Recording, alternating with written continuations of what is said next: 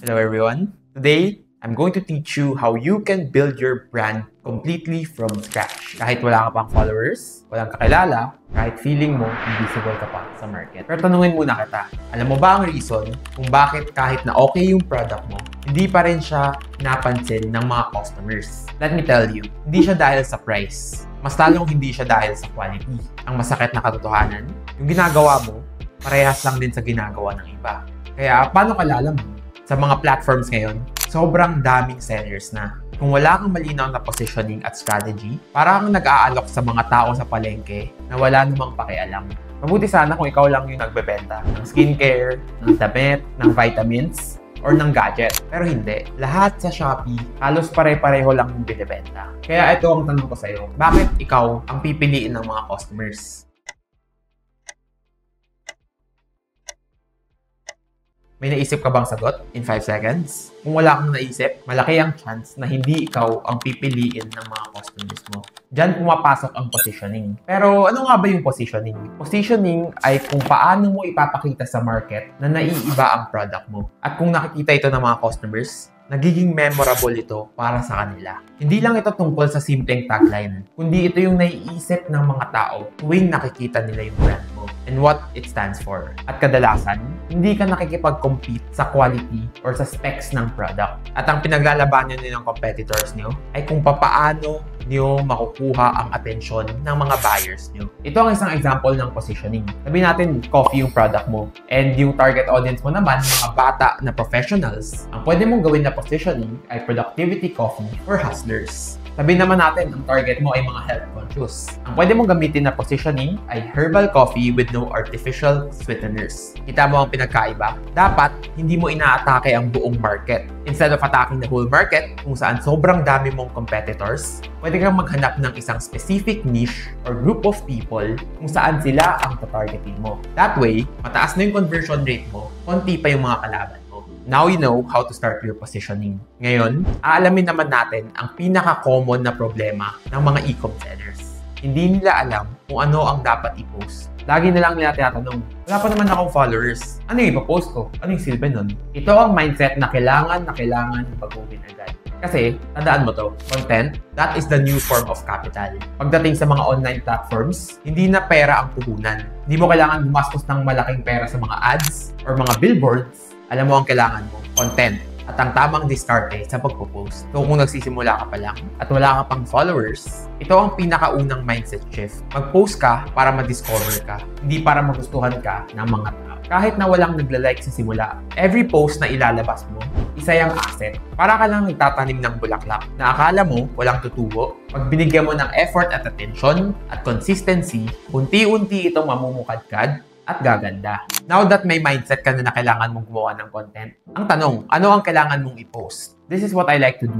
Start with the 3 C's. Ang unang C ay clarity. Kailangan sa una pa lang ay mapaunawa mo na sa target audience mo, sa target market mo, kung ano ba yung value na nabibigay ng product mo. Halimbawa, sabihin natin ang product mo ay lotion. Yung content na gagawin mo ay ina-explain kung para saan yung lotion na yun at para kanino. Pampaputi ba to? Or pampakinis ng balat? That way, ang mga attract mo na audience ay mga taong bibili at bibili talaga ng product mo. At ang pangalawang C, curiosity. Kailangan mong gawing interesting ang pag-present ng product mo. Paano ba siya ginagamit? May before and after video ba? May kakaibang feature ba na hindi alam ng karamihan? Lagyan mo ng mga captions, ng mga transitions para maganda yung video mo at lagyan mo rin ng real-life demo.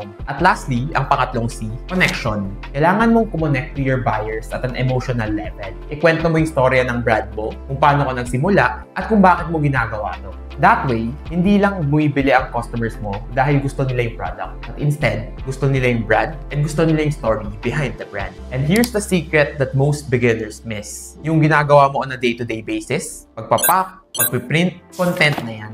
Ito yung mga patunay na active ka, reliable, at totoo. Especially now na sobrang daming organic at paulit-ulit na listing. Ang gusto ng mga tao, yung authentic at hindi natutulad sa iba. At kung wala ka pa rin talagang ma-post, balikan mo kung ano pa talaga yung pain points mo at kung papaano masusolusyonan ng product mo yung struggle na yun. And lastly, isa pang pahabol na C ay consistency. Kailangan consistent kang nagpo-post. Kasi every video, every photo, every story ay isang malaking paraan para ma-build yung brand mo. Remember, content is currency. Hindi lang yan pampaganda ng feed. Yan yung puhunan mo para mapansin ka, ma-discover ka, at eventually, mapagkatiwalaan ka ng mga customers mo.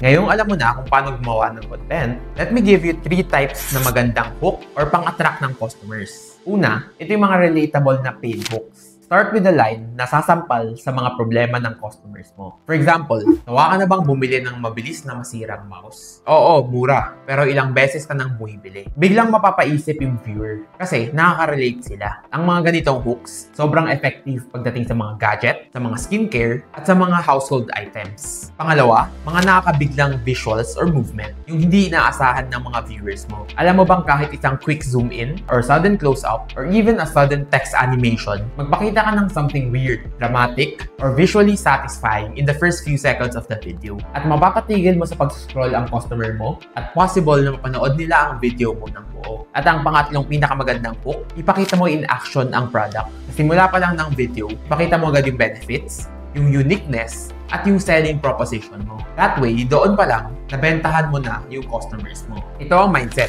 Kahit anong klaseng content ang gawin mo, kahit anong klaseng hook ang gamitin mo, the goal is simple.